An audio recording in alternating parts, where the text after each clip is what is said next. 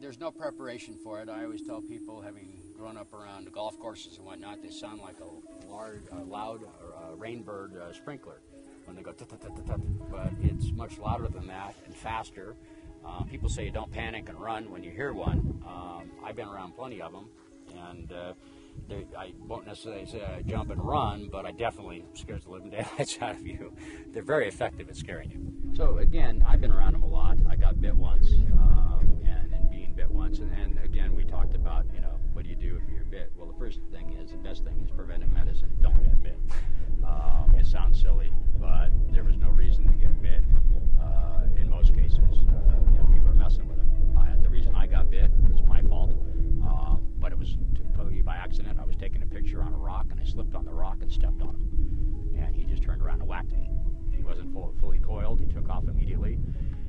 I laid down. I remembered there was a muddy hole that I'd gone by in this Baja Desert in Ventura County, where I did a lot of. I was actually doing a senior project, studying the geology out there and plants.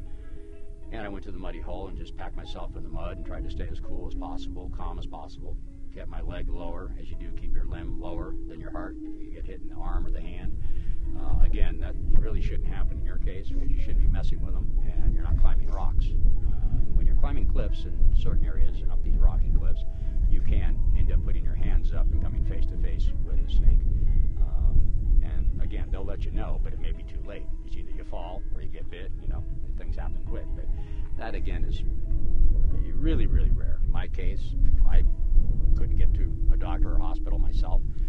It was 4 hours, 6 hours before I could move really, and I got sick and sweaty and vomited and nightmarish dreams and visions and all kinds of things. But again, I went to the hospital, and by the time I got to this, how long ago? By then it had been probably 7 hours. And they just kind of went, they swabbed the wound and said, you're through it, that's it. And the bigger the snake is, the better, because in most cases they're not going to release all their venom. It's known that the babies don't know better, and yet it's rare you see the smaller ones. They're hidden more so. They're in a nest of some sort. Yeah, and they're not as bold as the big ones.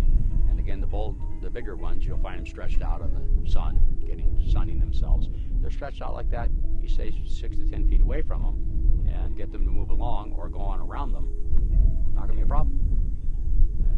It's most animals anywhere in the world, it's a matter of messing with them. Whether you're hunting them or just want to play with them, is where people end up with some serious hurt.